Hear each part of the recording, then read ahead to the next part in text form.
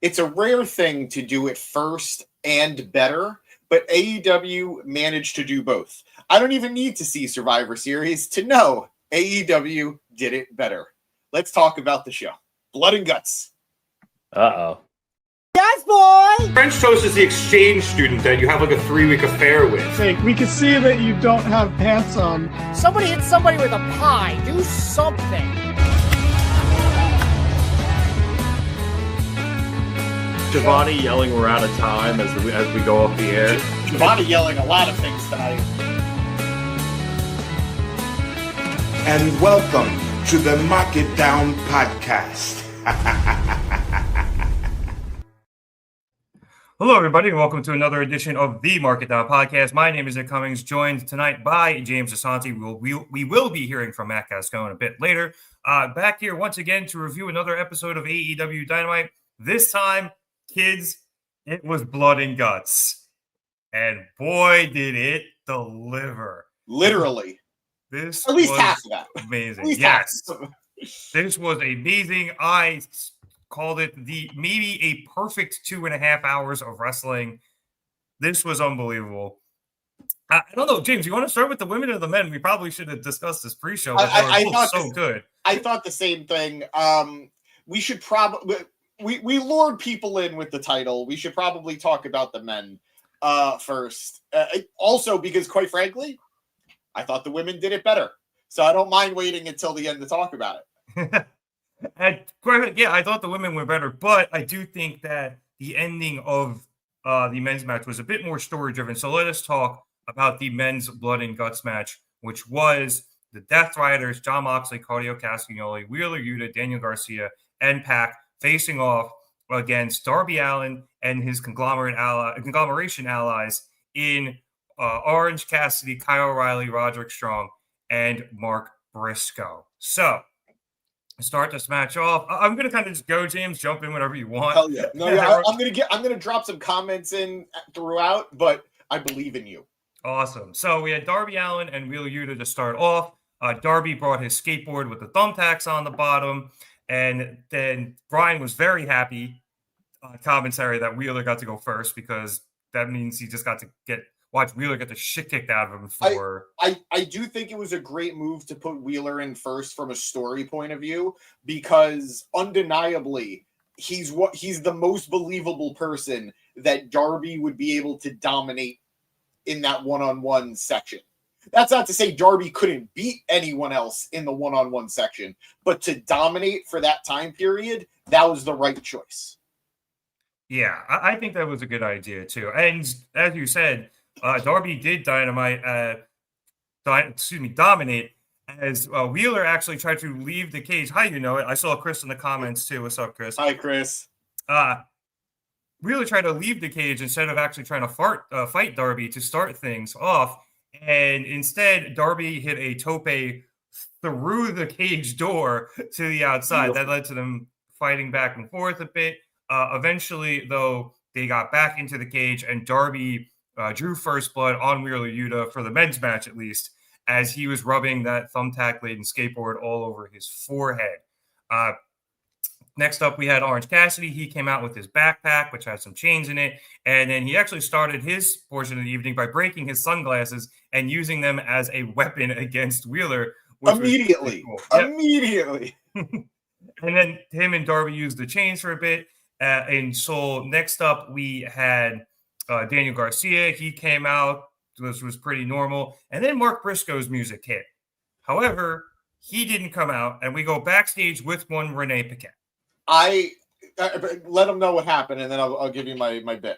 Yeah, so Renee, along with Kyle O'Reilly, and Roderick Strong, find him downed with a doctor holding his ribs in the back. Renee is trying to figure out what's going on. Kyle and Roddy are like, what do we do? Roddy's like, I'll go out there and handle it. So he comes out third for the Conglomeration team. James. You know me. I am very much a babyface Mark. I am always going to cheer for the good guys, save for maybe I can count on one hand if they ever turn heel, would I still cheer them. The John Cenas, the Bryan Danielsons, the Kenny Omegas, the Jeff Hardys. It's very, very rare that I will cheer the heel. I was so happy when I saw Mark got taken out. Because as his music hit, I'm thinking to myself, this is a bad decision. Why would you why would you front load the team so strongly? Darby, Orange, then Briscoe? That was just, I'm like, I love Kyle, I love Roderick, but I'm like, you don't put them last. You put them in the middle. So I was like, oh, this is a bad decision to put Mark there. That's a weak spot for him. And then he got taken out, and I'm immediately like, oh, awesome. He's going to come in at the end for the save. And I don't know if he did. We haven't gotten to that part of the match yet. Well, I actually also thought it was a very unique way to allow the heels, as we say hi to Tyler. What's up, Tyler? Excuse me. What's going on, dude? Wow, I'm mispronouncing shit left and right tonight. I am that hopped up on adrenaline from this thing. That's why. I have to ask, Rev. Everybody is talking about the women's match. Should we talk about that instead first? I will gladly throw aside what we were talking about and go to the women's match. The women's match, as you said, was better. I don't know. We've never done this. We immediately switch topics, but every comment so far has been about the women. We talked about it, that we like the women better. The men's match was, I think we got to stick through it. We've already gotten through it. Let's stick with the men, and then we'll switch over to the women. All right. Well, we'll save Hangman and Hobbs for last. Yeah, naturally. Okay, so back to the men's match. We had, as I mentioned, Roderick Strong go out, just so I can find my place. There he goes. All right, so he went out, hit a bunch of backbreakers onto Wheeler and Garcia, and then he grabbed a chair, which ended up not working out for him because Claudio Castagnoli then came in and immediately busted him open with it. Claudio is also a horse, so when he tried to get Darby in for a swing, Orange jumped on his back and put in a choke, and Claudio went, nah, fuck that, and hit the swing anyway with Orange on his back because he is nuts. After Claudio came Kyle O'Reilly, and then after him came Jon Moxley, who brought his fork with him and immediately started stabbing Kyle in the head with it, and that caused Kyle to bleed absolute buckets to come in second place tonight for the most blood.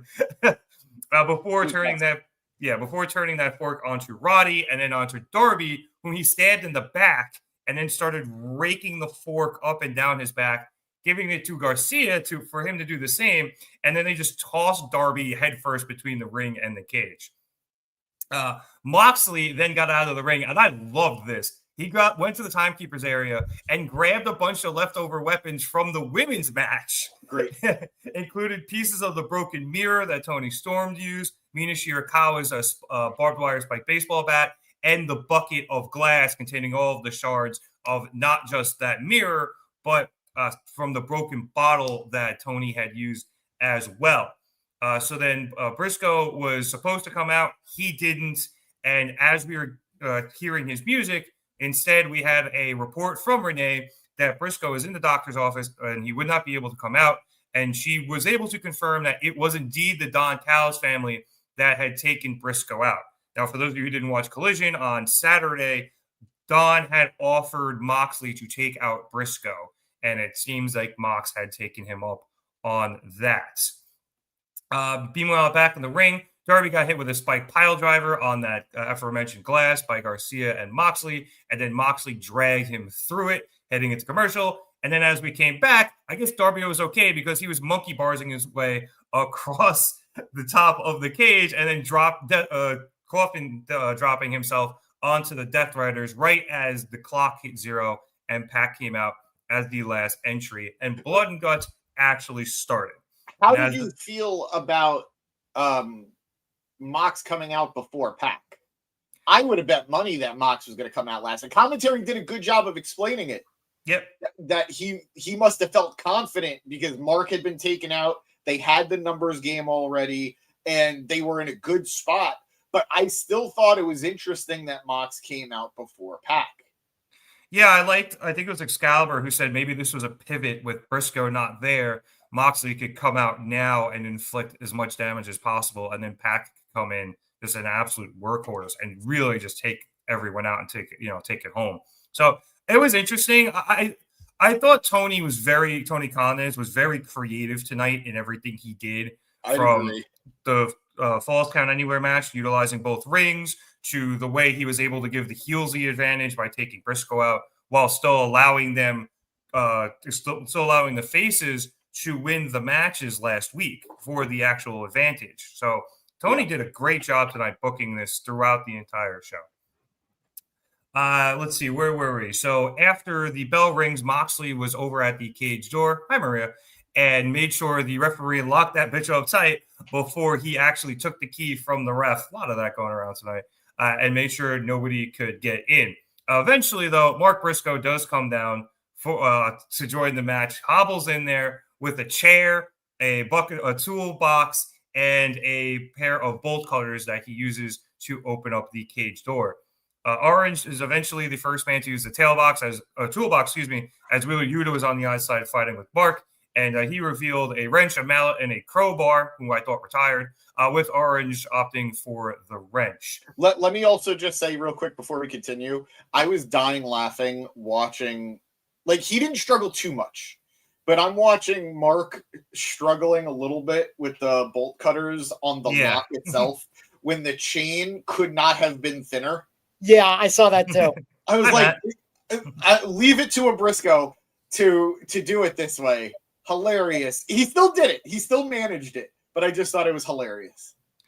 Yeah, I feel like the bolt cutters they tend to use in wrestling just aren't very good. They just bolt never cutters in general suck, dude. Yeah. Like, I've had to use them several times. It is a humbling experience. This is why you just get Mark Henry to rip the lock off. Exactly. It's crazy you say that, because I remember one time, and it wasn't me, so this isn't me showboating, but I was at work and I had a locker and I had a lock and I accidentally left the key in the locker and I locked it. And I'm like, shit. And just the janitor is just like, oh yeah, I'll just get the bolt cutters. Just like one try, like boom, done. And I'm like, I was at a Planet Fitness. This was years ago. And the lock just wasn't opening. It was a combination lock. We knew the combination. It just wasn't opening. And they brought out the bolt cutters. I tried it, couldn't do it. My workout partner couldn't do it. So we were like, okay, we're in a gym. Somebody with muscles will be able to do this. The guy who worked there, who was jacked, could not open it. It took 3 of us blasting this thing to break this lock. Quite frankly, should have been a commercial for whatever lock it was because of how strong this thing was. They need to go to a different hardware store. I just feel like so many bolt cutters are so dull that, especially in wrestling, that they just don't work well. Humbling experience. Yeah, they work better as weapons in wrestling. Anyway, back to the actual match with the brawl going on the outside between Briscoe and Wheeler. Eventually, Garcia comes out when Briscoe pulls out a table, and Briscoe just flips him off his back and throws him onto the table and climbs. Yes, thank you. You need to sharpen it. Clearly. And he climbs up to the top of the cage. Garcia, though, is able to roll off the table very slowly, I might add. So Kyle O'Reilly runs out of the cage and puts him in an armbar. And then that allows Briscoe to turn around and catch Wheeler Yuta trying to sneak up on him from behind. To get in a fight, obviously, Briscoe wins that advantage. And then he drops a rope with a hook on it down to Kyle, who wrestles up some chairs and has Briscoe pull them back up. And they almost get stuck on the top. I guess they didn't practice this. But Briscoe was... There's a considerable piece of like metal in the way. You kind of have to like swing it. Yeah. Like, I don't think it's pretty seamlessly. I don't think it's a practice thing as much as it's just this is the nature of it. Like Matt said, like there's a big chunk of metal there that's just inherently going to hook it. And gravity. What? And gravity. But Mark made it work. They cut away for a second because you could tell they were nervous that he was struggling with it. But immediately you hear the crowd cheer and they're, he did it. He got it. So it was good. So he gets them up there, starts throwing them all over the place, and eventually Wheeler gets his hold of one, and they have a chair duel that Mark wins. Mark then goes for the J Driller on top of the stack of chairs, but Wheeler hits him with a low blow, and then Yuta hit him over the head with a chair. Briscoe almost fell off the edge, and then he came back like a drunk man. It was great. I mean, it was an unprotected chair shot to the head. So no, that was a different one. When he took the unprotected one, he clunked. The low blow had him stumbling around. And then he came over and took the unprotected headshot. Gotcha. And then we went to commercial. I was shocked. It was the last commercial of the evening. I was like, there's two guys battling on the friggin' roof, and we have more. But we did come back from commercial with the two of them still fighting, and Wheeler trying to get in a J Driller, but turnabout is fair play. Mark Lowe blows him with a swift kick to the dick, and then hits the J Driller onto the chairs. Briscoe then climbs his way down, and he's immediately attacked by Pac. And then that leads to Darby to come out and tossing Pac into the barricade, and Darby takes off his belts. And at this point, out of nowhere comes Gabe Kidd and blindsides Darby with a stun gun. Where were they tonight? Greensboro. Okay. Yeah, that's why they had Steamboat out and stuff. Yeah. No, I was thinking, like, if they were on the West Coast, it would make sense that he was probably coming in from Japan. But, like, no, he just showed up. Yeah, and I mean, I like that because, I would hope at some point Darby has a match with him in the near future. Maybe that's Full Gear for Darby. Because the last time we saw Kidd, Darby dragged him away in the back of a pickup truck. Yeah. So it makes sense for Kidd to come get his revenge here. And bigger than that, especially given the finish, which we're going to talk about, if there is going to be some division in the Death Riders, adding an extra member, like officially, is going to be interesting for the battle sides. You know, who's going to be on whose side. And I think this was a good timing to do it. I also was thinking to myself while watching the women's match, one, congratulations to Marina Shafir, whose stock has risen so high this year. Like, not even talking about the match itself, but the fact that she had the moments that she did, congratulations. But as I was watching, I was thinking, okay, so this means that there's not going to be any interference for the Death Riders. But me being a dummy, there's always a way. Yep, and I thought it was a very smart one at that. So, Pac and Kidd take Darby up to the stage. Meanwhile, as they're doing that, Orange has his hands in his pockets, and he shouldn't have done that because somebody decided to go over there and staple his hands into his pockets. So, that looked like it hurt. Hey, Fernando, what's up, dude? Yeah, Mox did it like once on one side, and then he just went crazy on the right hand. Yeah, it was the right hand. Like 5 times. I mean, that's the dominant hand. If you're going to do it to one hand over the other, that's the one you do it to. Do it to the orange punch hands. Very smart, Moxley. So after that happened, Pac and Kidd had dragged Darby up to the top of one of the entranceway tunnels, and then Kidd got back down and went and grabbed some lighter fluid, and he lit 2 tables on fire before Pac pressed and tossed Darby through both of them, and Darby got lit on absolute fire. We did not see him the rest of this episode. You could tell his back was a little caught, but it was probably just the lighter fluid. I'm pretty sure his pants were legitimately on his fire. Pants were on fire. He did have a little bit of fire on his skin, on his back, but like you said, it was definitely the lighter fluid. But either way, that was scary. Yeah. That was like, it was a hard bump. Take away the fire. That was a hard, flat bump through the tables right onto the floor. And then, obviously, the fire adding another terrifying element to it. Yeah, and I'm assuming they were set up there on purpose. Darby, thank God, stop, drop, and roll. Remember that, kids. But he rolled right into a bunch of towels by where that referee was, and I'm assuming they were soaked in some sort of flame retardant. So I don't think you can say that. Yeah, you can. I got it. I thought it was funny. And that was a great spot. I loved it. Like, scary, like you said, but like, nice. Like, Yeah, that's really where we're right around this point where Orange got his hand stapled and Darby got sent through 2 flaming tables. This went from, it was like crescendoing, but this is where it really turned up to 11. I was so Fernando in the comments was saying that this was crazy cringe. I'm going to respectfully disagree. I do think it was crazy, and I can also admit it's not for everybody. Like, I am getting sick and tired to the point that Mox has to be doing it on purpose, of him coming in immediately and just stabbing people with forks. Like, to me, it's becoming a gag, and I think that's the point. But I get that that's not for everybody.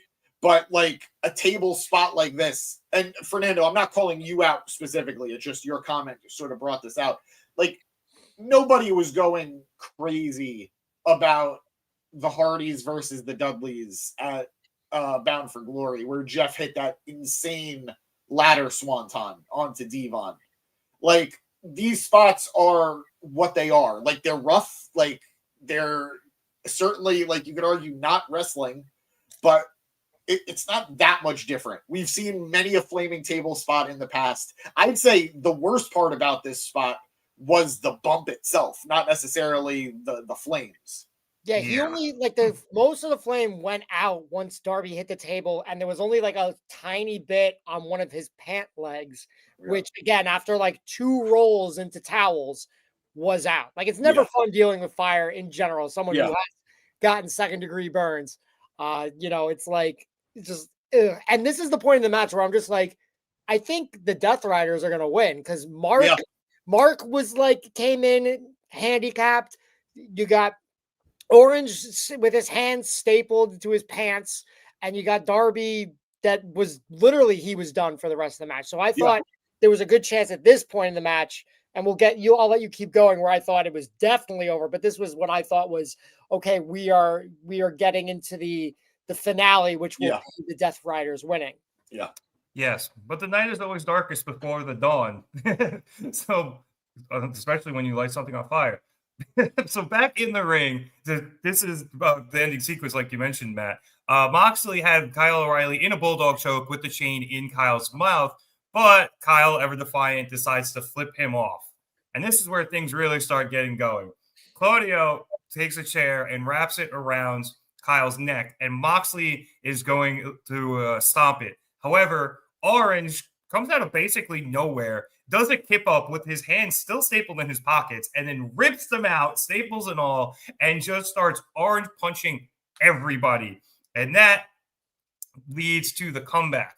Roddy comes in with a knee strike on Claudio. Briscoe and Roddy put Wheeler and Garcia through some tables, with the Briscoe and Wheeler one happening on the outside. And just when it looks like Claudio is going to stop this rally, when he catches Orange, Roddy comes in with a shot, and then Claudio goes for the pop-up uppercut, and we see the culmination of the Orange and Claudio back and forth for the last couple of weeks, with Orange hitting the midair Orange punch. The difference is Roddy immediately comes in with a spear and drives Claudio through a table. He tried to. No, but I don't know if you saw afterwards, Orange and Roddy both put him through the table. Oh, just for good measure. It happens in the background as the finish is happening. Both of them together spear him through the table. I think it was even better. I completely agree. And I have to add, I was critical. I did it in our group chat. I was like, how has AEW or any wrestling company at this point not figured out a way to properly gimmick the tables for the women? Because there was an unfortunate misstep with the table in the women's match earlier in the night. Not egregious, but it happened. Yeah. And then in this match, it happened like fucking twice. That what was the second one? Because this one happened. So what we just discussed was the second one. The first one was technically Roddy's fault. It's not a big deal. Again, he was doing a lot, and again, with this deep into the match, he kind of drove Wheeler. Lawn darted him more or less into the table, but he didn't have enough momentum. He was way too close to the table, so when he did it, kind of Wheeler just kind of the table did dent, Wheeler just kind of bounced into it. And after that, Roddy's just kind of like, fuck it. So he just grabbed Wheeler and like kind of did one of these swinging and like just threw him into the table. And then the table broke. And I'm like, hey. Was that Wheeler or Garcia? Because that was Wheeler. Okay. I guess Wheeler got sent through a couple of tables in that sequence then, because Briscoe also superplexed him on the outside through outside the cage through a table as well. Yeah. So there was was it Pac? There was a lot going on. Pac with this new gear, he looks like Bayne. It's crazy. I love it because I had Matt. I don't know if you were here for this conversation. I talked to Rev about it a few weeks ago. he went from a guy who it's like, I love Pac, but I just don't view him as a guy who's got the look for a main eventer, unfortunately. So, like, with this look, I think he's got the look of a main eventer. He looks fucking gigantic. Yeah. He looks like the shirt's about to, like, explode off. Yeah. Yeah, to me, it's awesome. I prefer the long hair, but, like, he still looks, yes. he looks great. He looks great. I agree with the long hair, but the gear, I'm all in on. All in on. It's a cool throwback. And like I said, he looks like Bayne. He looks like he's going to, and he's always been super muscular, but like, he looks like he's about to explode out of that shirt. Yeah. He actually looks like he's on Venom. I don't know. Is that what we're calling it? Well, I mean, DC and AEW do have this crossover comic. I hope we will be giving one away to one of our viewers at some point. We have it, tucked away in cold storage. But I want to see if they do a sequel comic. Definitely have Bayne and Pac just standing next to each other. Just Pac's just like a mini Bayne, but just his muscles are just as big. That'd be great. That does sound like a lot of fun. To finish up the match here, right before that double spear, Orange was perfectly lined up to hit Moxley with one last orange punch, and that drove Mox straight into the awaiting arms of Kyle O'Reilly, who locked in the ankle lock. Moxley started scrambling and he tried to use the ropes to break the hold, and he actually was able to use the counter he's used before by getting his leg up onto the leg in the ankle lock and lowering Kyle down, and that allowed Moxley to briefly get in the bulldog choke once more to a chorus of boos. But Kyle quickly countered that into an arm bar. He then transitioned back into the ankle lock, and as Moxley started crawling away through the broken glass, Kyle dropped into a knee bar and forced Moxley to tap out, his hand hitting the glass-covered mat. And as the Conglomeration celebrates, Moxley limps out of the ring with the confused Garcia tailing him as he passed in front of a downed Claudio Castagnoli. So there's one guy on the bottom there. Yeah. But it's a food. It's an animal. It doesn't matter. Yeah. James, I think no, you got it. I'm sorry, you got to send it to Matt. Kyle O'Reilly has been Matt's guy. This is true. Forever. It's got to go to Matt.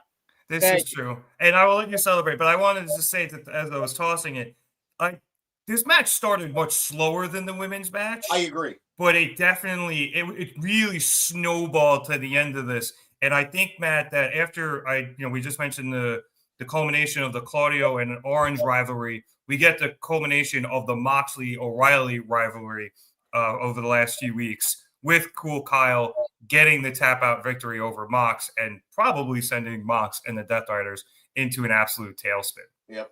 Yeah, there's no doubt about that. Gotta hand it to my guy, Kyle. The original KO, man, it's really, really cool. And a fun stat that I have to confirm, but I would be willing to put money on it. I think Kyle O'Reilly is the first wrestler to get the victory in a War Games match and also get the victory in a Blood and Guts. So that's a great question. That's a great point. I'm positive. I mean, obviously, him and Roderick have both won War Games and Blood and Guts now, but Roddy was never the one who got the pin, the submission, or the surrender. But Kyle, he won War Games 2020 with a tap out, and now he has won Blood and Guts with a tap out. And so I am fairly positive Kyle is the first and only to do it. And I think that's huge. Yeah, that's a really good stat. Stat of the day over here. Good poll. Go ahead, James. I'm looking it up right now because the only other person I can think of, no, she didn't do it in WWE. I was going to say Mercedes, but she didn't do it in WWE. She was there, and not even. And maybe if there was some overlap with War Games being a thing while she was in WWE, it was. You got to remember, it mainly was in NXT. At the start. Yeah. So you would have had to been there, and Kyle was one of the few who are still wressling in AEW. Yeah, so, I think it's just him and Roderick who have been in both. Like that I'm less sure about. Like I wouldn't bet money. I'm looking to see if Sting was Sting in Blood and Guts. No, if Sting was probably in a War Games back in WCW. Oh, yeah, that's what I'm thinking. Yeah, or beforehand. If we're talking modern day, it's yeah, it's just Kyle between War Games and Blood and Guts. But yeah, if you go back to WCW and like Crockett Promotions beforehand and stuff, I would imagine that. Well, Sting wasn't in either, but Sting was in the old ones. I'm pretty sure, and probably World War III. So, hell, I'd say like we got this new title they're coming up with. I would say throw that thing on Kyle O'Reilly. I'd be cool with it. He certainly earned it after tonight. The only reason I'd sway against it is because I'd rather see Paragon. I'd rather see Kyle and Roddy take the tag titles off of FTR. Okay. Like, have FTR win the tag titles off Brodito. I feel like that's unfortunately inevitable. And then, although every time I bet against Brodito, I am very wrong. So, but I know me. Now that I'm in love with them, they're going to lose at Full Gear. I know it. Now that I am like 100% on the Brodito train, they're going to lose. But no, I would love to see them win the tag titles because I think the two of them have really been given a lot of shit. And they've been making like the best of every situation they've been thrown in, whether it was the Undisputed Kingdom and Cole and what's his name, Wardlow getting hurt, or again now Cole getting hurt again, and like they've really made the most of everything that they could, and they deserve a win. They deserve a big win, and I don't think anybody's going to say no to them winning the tag titles. I agree with that sentiment. The only thing for me is that Roderick has won the singles title, the international title. So I want to, and Kyle hasn't won a singles title in forever. Yeah, and he's the former Ring of Honor World Champion. So I didn't want to get into this, but I'll get into it now. Like, we look at when AEW first started, we had COVID, and that's when NXT was like, okay, let's fast forward this Kyle O'Reilly singles run, and they were doing it, and it was working, but then AEW was just beating NXT in the ratings, and that was absolutely not Kyle O'Reilly's fault, but they're just like, should we put the title on Kyle? No, let's just completely change our format, and just so he kind of got screwed on that one. Cool Kyle definitely was also very divisive, unfortunately. I thought it was great. I loved him, but I understand that being a hard gimmick to like push to a main event. But granted, it also feels eerily similar to Orange Cassidy in some ways too. Well, not as lazy, obviously. Yeah, but they were both wearing the Canadian tuxedo. But regardless of all that, I would be for it. I'm not fighting against him winning a singles title. I think he more than earned it. Like you said, Roddy already had one, so let him join in on the fun too. But ideally, if I'm maximizing success, I'd rather see them both rewarded. But I do agree with you. I absolutely agree with you. I'd give him whoever the Ring of Honor tag team champions are right now. You give it to Paragon. It's a great question. That makes me sad. It should have been the male models or outrunners like a year ago. That makes me sad. All right, I'm going to look it up while you keep going.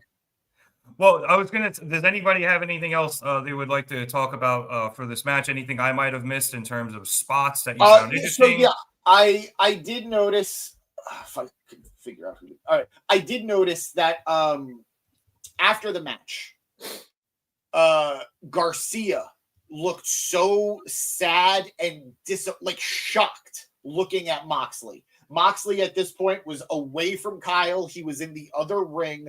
Garcia goes to him and he looks like a confused child. Yeah, he's like, what the hell? Like, what did you tap? And I'm even mad, but he was concerned. Yeah. Confused. Confused. And I think the word is disappointed that it's like he joined this group. Because the idea behind it was like he told Daddy Magic, I love you, I care about you, but when I'm with you, I'm a loser. I joined them because they're winners. And since he's joined, Mox has just been losing.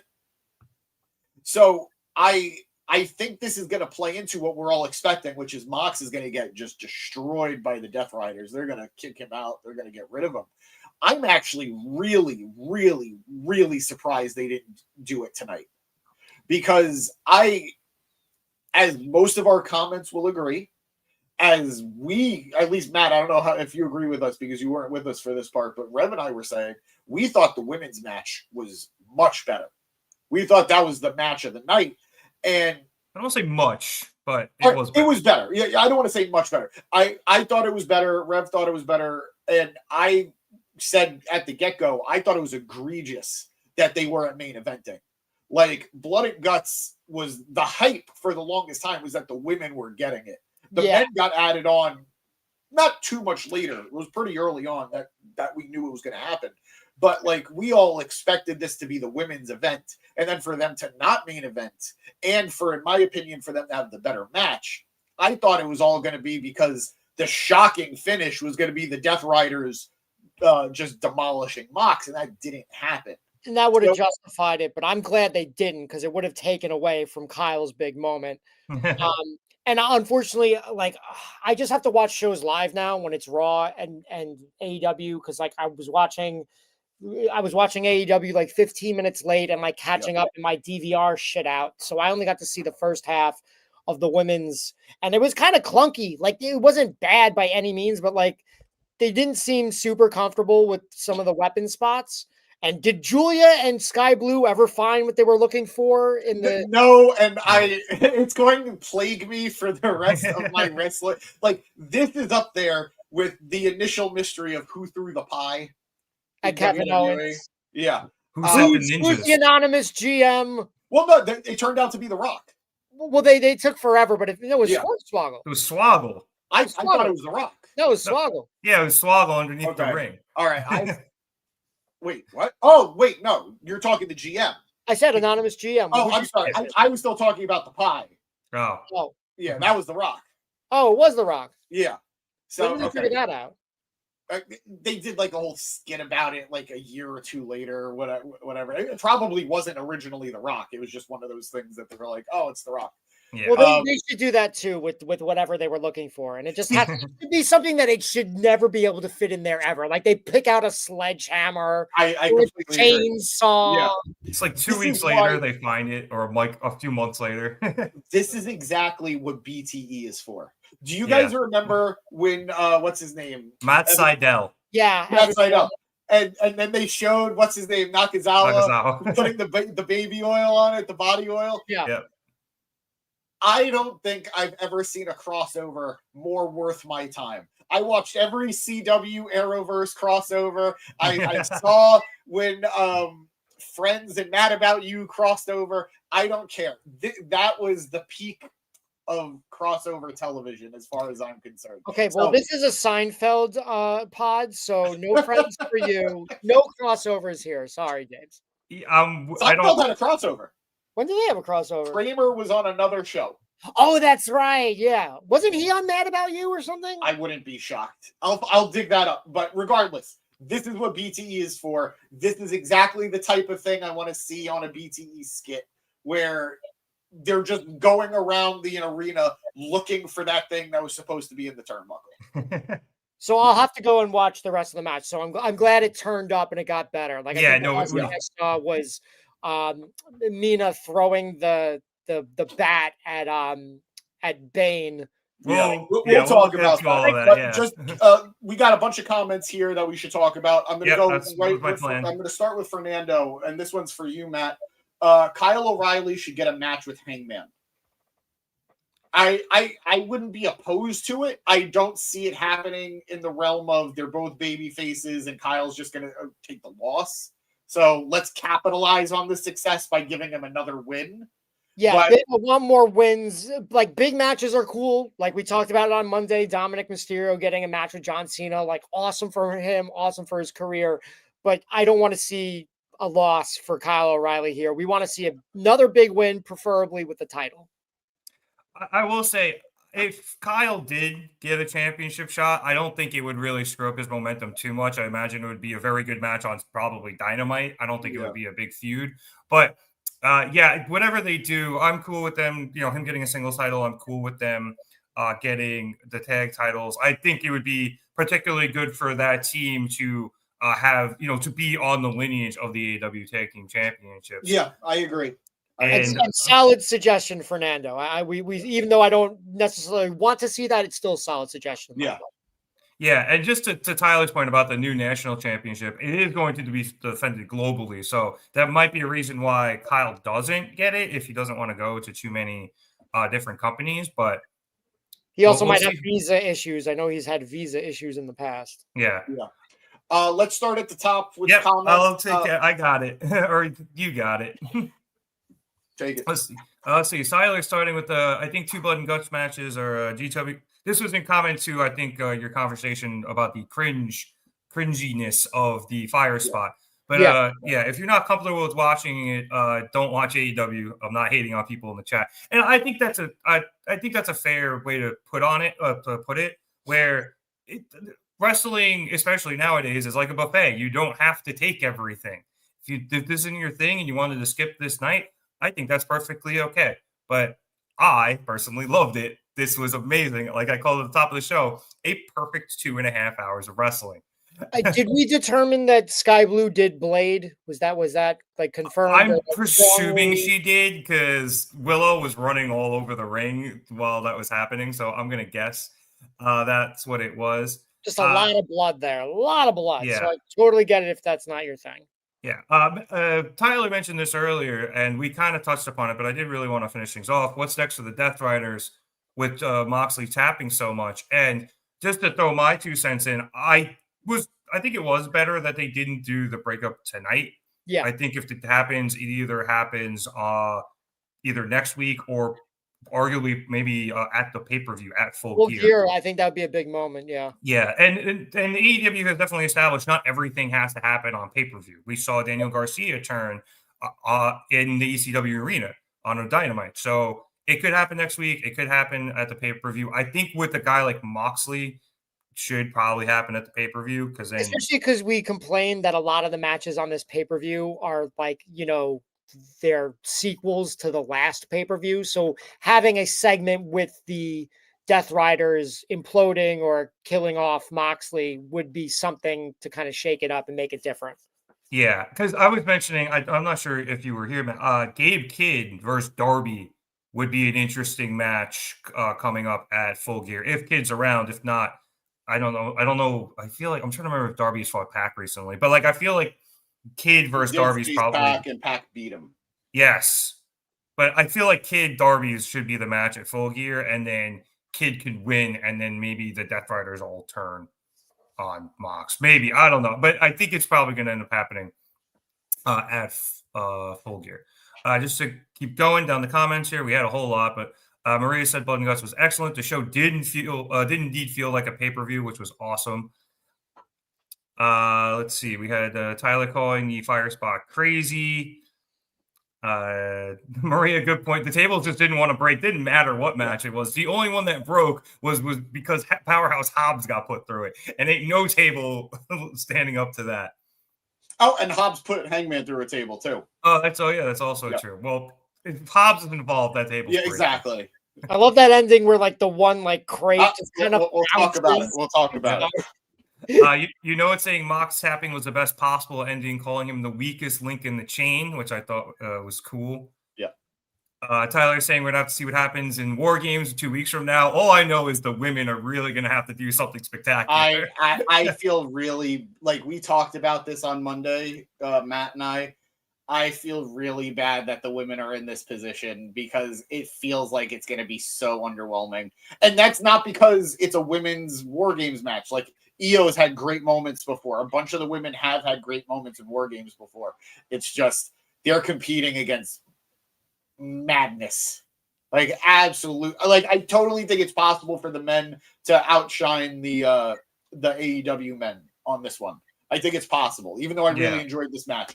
I don't think there's any way the women are going to outshine the AEW women. I don't think it's possible. Yeah. And also, too, and I mean this like nicely, War Games is different for Blood and Guts. One's much more violent, but it's a different strokes type of thing. Some people might like War Games that more than Blood and Guts just because they're not comfortable with the level of violence that we saw tonight, which, we kind of talked about earlier. Beyond that, if you guys don't mind, I would like to say there is one aspect of Blood and Guts there's one aspect of War Games I like more than Blood and Guts. I think it's a mistake that Blood and Guts only can end via surrender or tap out. I want think the it is. pinfall? I think you should. I think moving forward, they really got to consider doing pinfall because it leads to some very contrived endings. Like we've seen a couple of times now with AEW where the ending comes down to I'm ending the match for the safety of a teammate. And they did it last year, I think, with I don't know, were they were still the Blackpool Combat Club. Was this I'm trying to remember. I know it happened once with Jungle Boy. Yuta was getting choked out. Yeah, right? Yuta was getting choked out, and Mox ends it for Yuta's sake. Yeah. And then because Darby was going to one- light Jungle Boy on fire one of the times. Sorry, Matt. Right, and the Bucks called it so they could save Jungle Boy. Yes. Yeah. And then what was the first one, Matt? I'm trying to remember. The first one was the Jericho, the Inner Circle versus the Pinnacle. Right. They were going to toss. They were going to toss Jericho off the stage roof. onto the Daddy metal. Magic. Yeah. And I think didn't Sammy call it off? That was Daddy Magic. Oh. I think No, Sammy. you're right. It was Sammy in the first one. Yeah. The Jericho had happened again as he's in a submission by Eddie Kingston, and Daddy Magic quits so Jericho doesn't have to quit.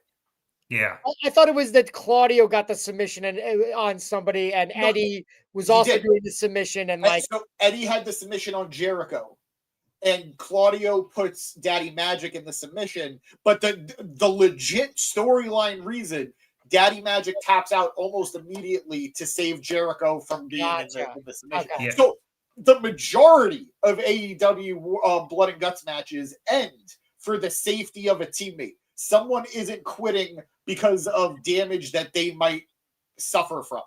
It's like, oh shit, I don't know what that was. Didn't come through. Don't worry. Nope. you're good. Right. You're good. Yeah. It's not very satisfying, is what James is saying. Like but here's something that James has said in the past. He's like, we have blood and guts, and it's usually not the blow off of a feud, and so that's why, because it has to be not super satisfying because it's usually not the blow off of a feud, and we have Stadium Stampede next or something like that. Yeah. Well, we already kind of did the Death Riders. The 1, 2, 3. Yeah. The Death Riders already did the Anarchy in the arena, so I don't know if they'll do another one because we don't really do Stadium Stampedes anymore. But I do think this is going to be the end of the feud because I do think the Death Riders are transitioning to the next story, which is going to be either a civil war or more than likely them just kicking Mox out. Yeah. And I think that's going to be the next story. Yeah, I'm curious to see if it's civil war or they just straight up boot Mox and he goes away for a while. And if he wants to, the man deserves a vacation. See, my only thing with them not doing a civil war and them just kicking him out, eventually when he comes back, that's going to dictate he kind of comes back as a babyface. And it's not earned. Just getting beat up by your teammates should not justify you being a babyface. Not after the deplorable shit you've done for a year. Roman never really came back as a babyface. He just kept getting cheered, but he's never really changed his character. But that's also the storyline. They acknowledge that Roman has not changed. That's the main story with Jey Uso right now. Like Roman is kind of like the devil on his shoulder, and Jimmy's the angel on his shoulder. Yeah. So yeah. Yeah, there's probably a way to do it. Matt, you know what wants to know if your orange wig comes with the comic book giveaway. If you desperately want it, sure, but you have to win the comic book, and we're gonna have a lot of people signing up. So I don't know, like respectfully, Matt, you wear that to a lot of cons. I hope you wash it. Can't wash a wig. I've never washed a wig. I'm sure you can figure it out somehow. You shampoo, conditioner. No, you comb them and you kind of like dust them off. Febreze. Maybe some dry shampoo at most. Yeah. I don't know. I've only ever worn one, and it was 2 weeks ago. So. I was gonna say Austin Powers. Hey? Yeah, baby. To get back to Kyle here for a second, both you know it and Maria agreeing that Kyle's in Mox's head, and Kyle has his number to the point where Maria says Kyle has been elevated a lot tonight, which she's absolutely. Let's see. And I think we covered a lot of this stuff here at the bottom. There's so much. But yeah, I think we've pretty much got the men here covered, guys. If we go through all the comments, we'll be here another 20 minutes. And we do appreciate them. We do appreciate them. We got wrapped up in talking ourselves, so we're sorry. But obviously, keep the comments coming as the rest of the night goes. We will address them as they come. Yeah, because we definitely want to get into the women's match. I do want to go to the one last one from Tyler here. This is the GCW versus JCW War Games rules. Both teams wrestle each other in a cage until any participator submits, surrenders, or is knocked unconscious. There are originally no pinfalls, no countouts, and no disqualifications. So similar to Blood and Guts. And then apparently the later WCW versions allow pinfalls. So I think this is more of an OG take, the Blood and Guts version, but I like it. I think you can change it up too. I mean, I thought it was really interesting tonight that we had a 5-on-5 men's, but a 6-on-6 women's. And again, I'm not watching. I'm kind of been casually watching AEW, but really enjoying it. So it should be getting back on full time. Was there a reason to that, or just kind of like, whatever? I think it's because this was the first women's Blood and Guts. They really wanted to pack it as much as they could, and given some of the injuries and everything that happened, I think they just pivoted to what made sense with teams. Yeah. So because if you really thought about it, with the injuries, they could have made it 5-on-5, but the 6-on-6 worked better. So we have people yelling in the comments to get to it. So I got one conspiracy theory I'm going to say. I think the Aminata injury was a work. I think we all got worked by Aminata getting hurt. Yeah, I actually thought there was a story, again, as I've casually been watching. I just, she was wrestling just like last week. They lost the first round against Julia Hart and Skye Blue, and I didn't hear anything about an injury. And tonight she's got a neck brace, and I'm like, I feel like this is a work. So, but it's saying it's okay. The chat will mute the podcasters and chat amongst themselves. You know what? I love it. We have been arguing, or we have been discussing. We've talked about it here on the pod before. We want to do a Discord very, very much. So maybe we'll get that going so we can have our community cultivate a little bit better and bigger.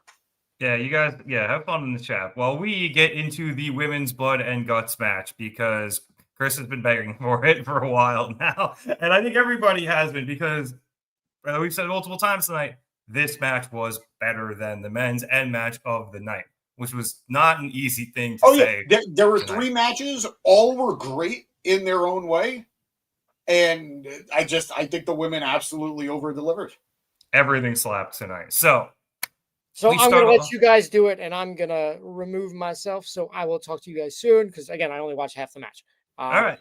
Matt, thank you for your contributions tonight. Congratulations on your Kyle O'Reilly win, and we'll talk to you soon. Love you, Kyle. Mwah. Love you guys. Bye. Thanks, Matt. All right, so let's get into this women's Blood and Guts match. We started with Willow Nightingale facing off against Skye Blue. That was not me. I as quickly as I could, I pulled it up. Good job. So Willow comes out with a trash can lid, and Skye came out with a barbed wire wrapped kendo stick. And after some back and forth with that, she got launched. I think she got pounced into the fence. They specifically said pounced. Yep. And she came up, and she was, as we've mentioned, leaking. She was both slow of the night. I grew up with the Eddie Guerrero overbleeding and the John Cena overbleeding. I got really nervous because that was like a fountain of blood. Yeah, she was cooking. That was a little more than 2 Tylenol and a razor blade. Yeah. As Kris said, I think I put this up in the top of the chat at the start of the show. MVP of the night, I think, was Skye Blue. She was great. Yep. Another person really elevated her stock here. Yes, 100%.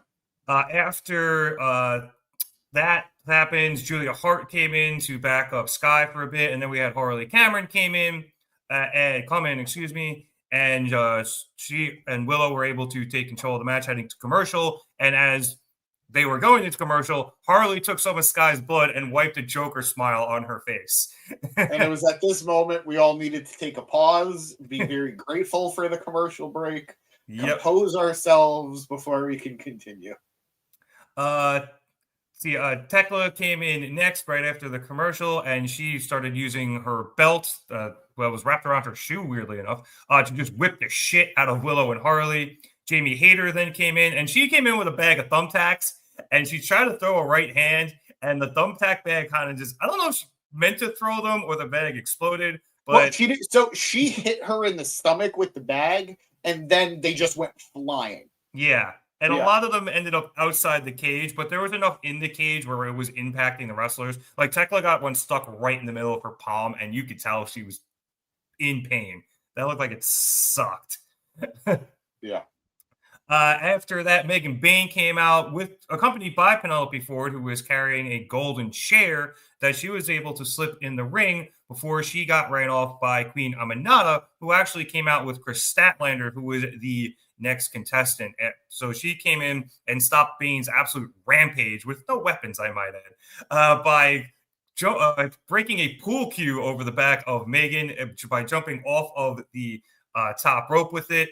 And Statlander also wore her title into the ring to use as a weapon.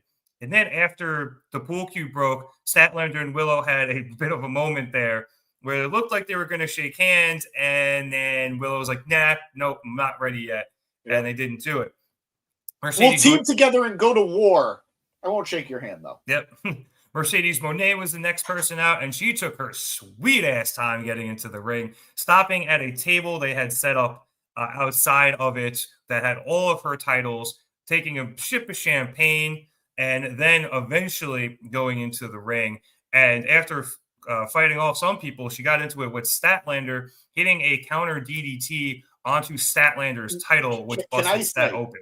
Can I say, over the years, I've seen lots of dropping moves on championships before, and it's never really perfect.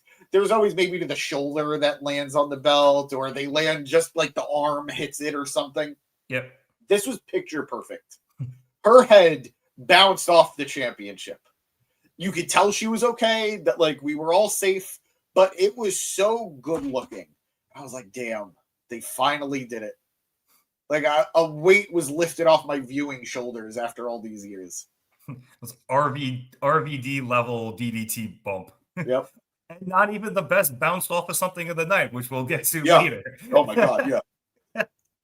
So after she hit that DDT, Mercedes went back to the outside and grabbed a bunch of her titles and threw them into the ring for her teammates to use as weapons, which was a brilliant idea. I really like that. Hilarious. Also, hilarious. Yep. Mina Shirakawa was next out, and she came out with a barbed wire wrapped baseball bat, which she had. I don't think she's ever swung a baseball bat before, and she should have just went and asked Okada how to do it. Yeah. Because, fun fact, if you didn't know this, Okada was actually a baseball player before he was. She can't wrestle the way she does, dance the way she does, look the way she does, be as funny as she is, and also be able to swing a baseball bat. Okay? You can't allow one person to be that amazing. I guess that's fair. Real side note on Mina. Wasn't expecting her to bleed. She did a lot. And it was like, all right, with what's her name? With Skye Blue, when she bled, I was like, okay, this is like an iconic, like, oh, okay, this is going to be in the hype packages years later for her, where she's just got like this perfect array, like this perfect dropping of blood on her face. With Mina, she looked like a horror movie villain. Like she looked like a monster with the blood just sort of splattered on one side of her face. It was incredible. Yeah, and I didn't see how she got busted open. At a certain point, there's so many women in the match, you could have missed some of these things. Not even just me. The camera is going to miss a bunch of these things. But then I was like, oh, shit, she is bleeding. Good for her. I didn't know she was about that life. After her, Marina Shafir came out, and Marina was awesome tonight. Oh, my God. She came in like a bat out of hell.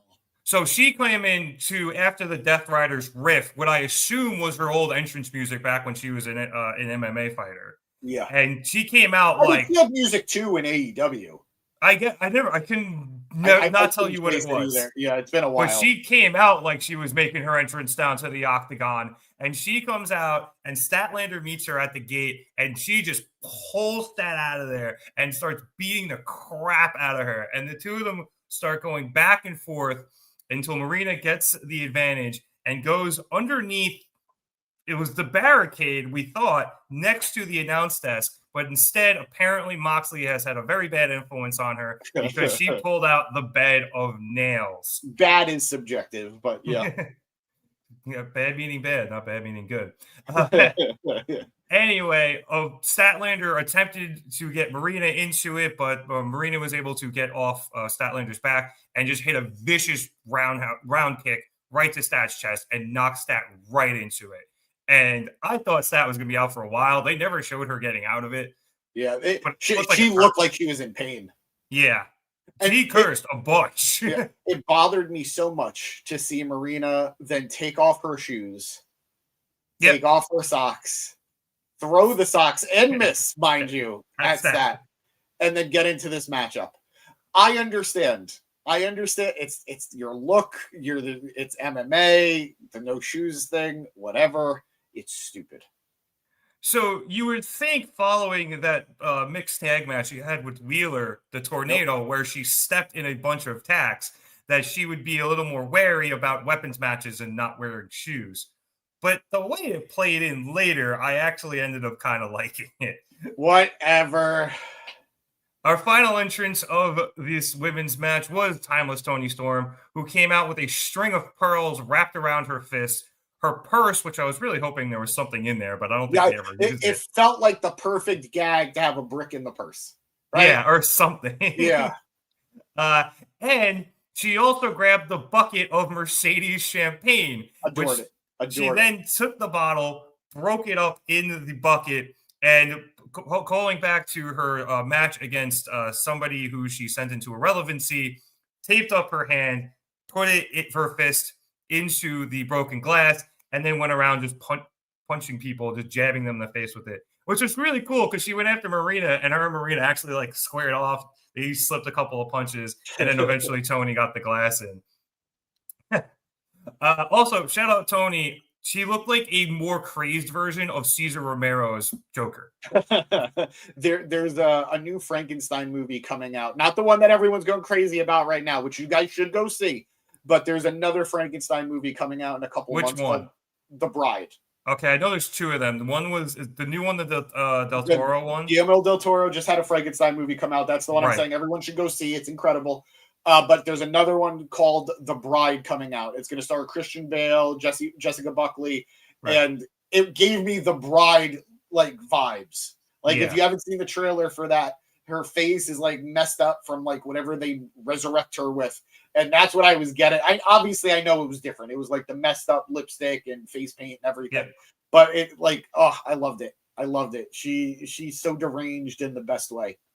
I think there's Excalibur who said she's a new level of broken since she has lost the AEW Women's World Championship. Yeah. To get back to the match here, we had the table spot we were mentioning earlier where Jamie Hayter attempted to powerbomb Skye Blue through a table off of the stanchion, one of the trusses, and the table didn't break. So Hayter had to save it by elbow dropping Blue through the table, which worked out pretty well. Yep. Mercedes then took out Toni Storm with the Moné Maker, and then and she took out Statlander, I think with another DDT or something. So then Harley comes over with a new version of Mini Moné. It's a hair up and square up version of Mini Moné. Mercedes immediately took it off her hand and went to throw it away, but that just revealed a loaded glove. They called it brass knuckles. They don't look like them. It looked just more like a loaded glove. No, she absolutely had knuckles on. Oh, really? Were they just black? No, they were silver. Okay, well, I'm colorblind, so. Anyway. She had the brass knuckles, and she just knocked Mercedes the fuck out. Thekla and Julia then climbed through the trusses, the holes in the trusses, to escape the cage, which was brilliant. And they went after referee Mike Posey, who was the holder of the key. And after he wouldn't be bullied into giving it to them, Thekla just speared him in half, and they got the key to open up the cage. I just looked at our comments. I'm assuming the you know it one. Yeah, you know it saying the world of foot fetish would disagree, James. Maria agrees with me. The barefoot gimmick is stupid. At the very least in this matchup. It Yes. was very stupid. I like it when she wrestles regular matches that she's barefoot. And I hate when anyone does it. I hate that Rusev does it. I hate that she does it. I hate that Riddle.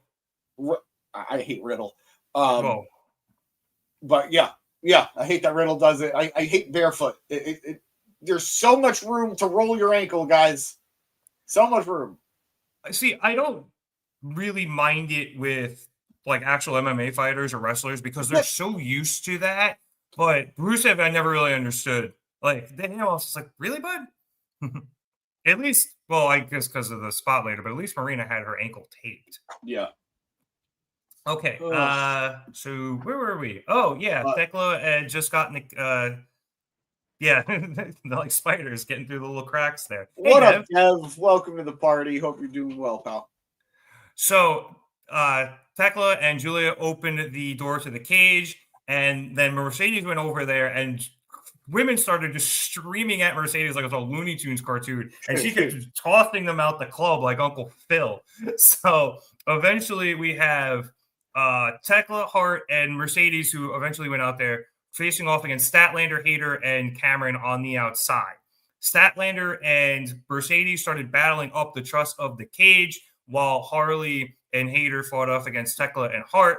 And eventually, Stat gets Moné on her shoulders and hits a Samoan drop through Mercedes' tables of titles, and that takes out both women for the rest of this match. Meanwhile, Julia and Thekla had gotten back into the ring and locked the cage door behind them, leaving Stat and Moné, who were out, and Harley and Hayter on the outside, putting massive disadvantage for the face team, as it was just Willow, Mina, and Toni. Yeah. Willow gets Toni and Mina hit a DDT on Marina onto some glass, and then Toni pulled a mirror out from somewhere, and she attempted to hit a hip attack in the corner, but Shafir was able to get up and just yeeted the mirror into Toni, and it shattered all over her. Mina's face was like she was horrified. Yeah. She was horrified. She sold it beautifully. Willow then got taken out by a powerbomb in between the rings by Bayne. At least I think that's what happened. Because I thought Willow had powerbombed Bayne initially, but I think it was Bayne powerbombing Willow. Yeah, I think so too. Bayne was the one who got up while Willow was just out. Out. Yeah, she was in between their two rings. Yeah.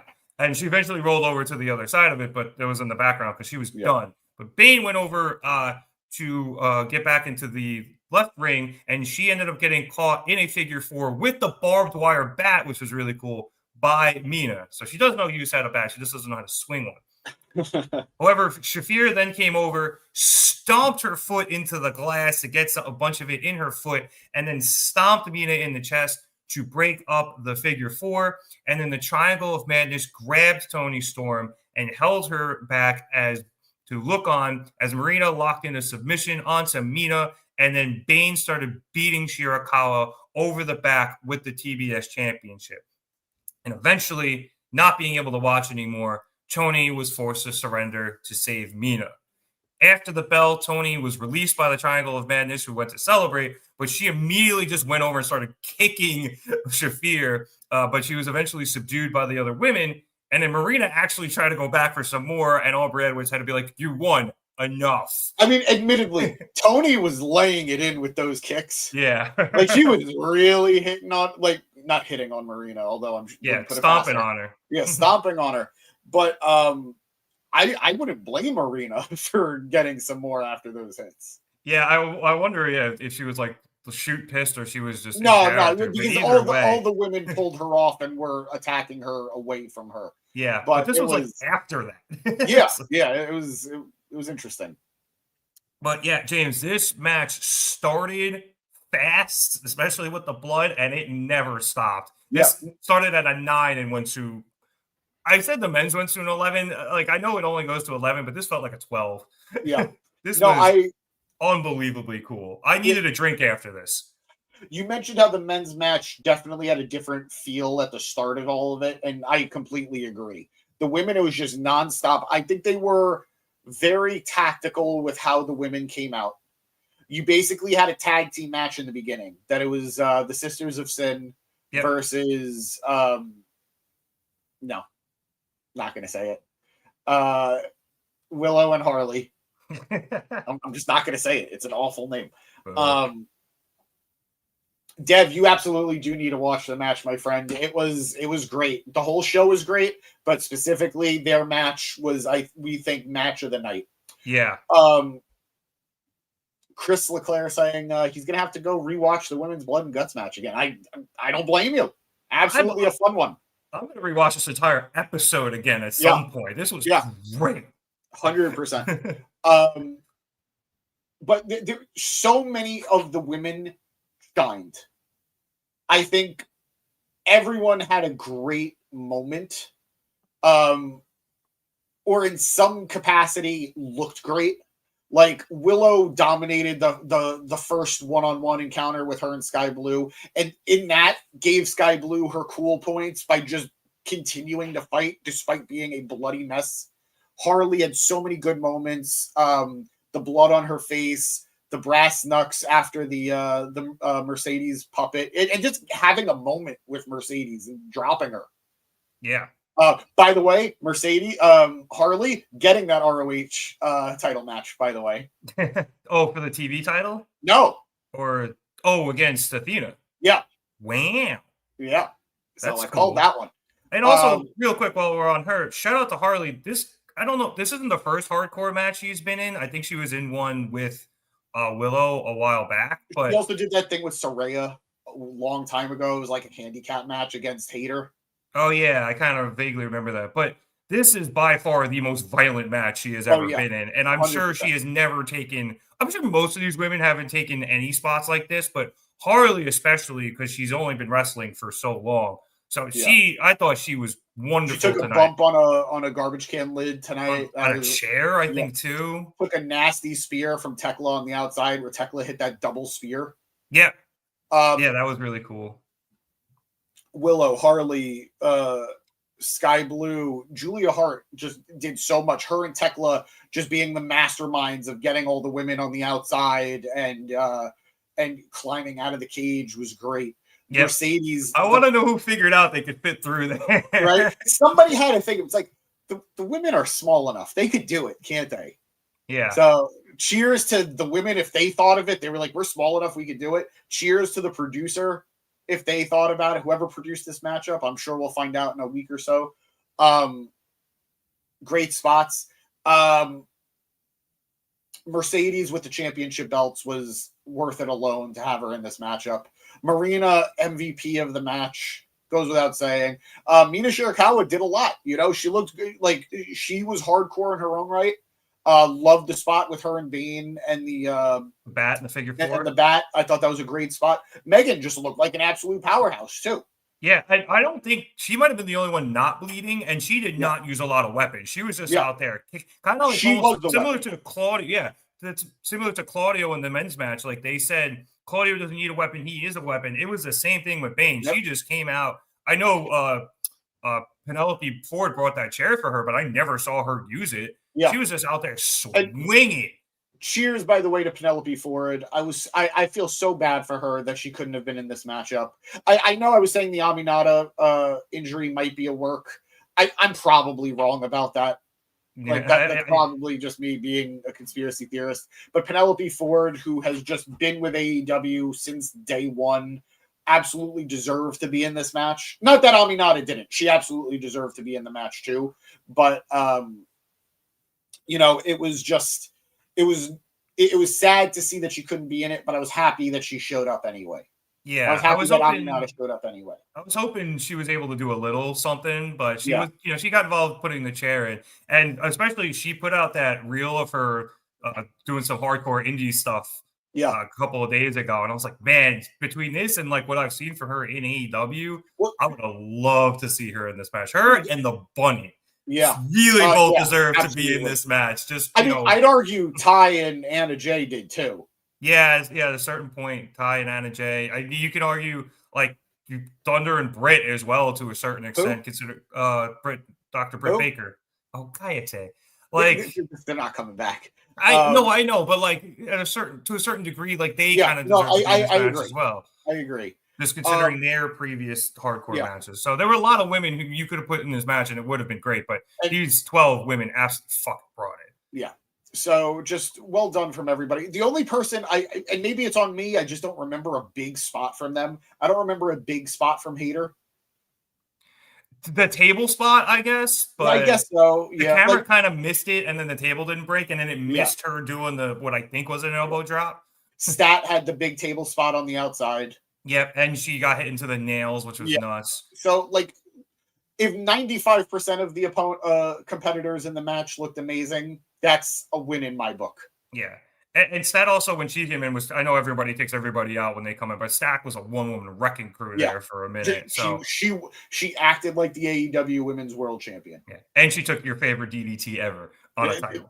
I don't know my favorite on DDT a title. On a title, I there qualified it. Yeah, I'll take that.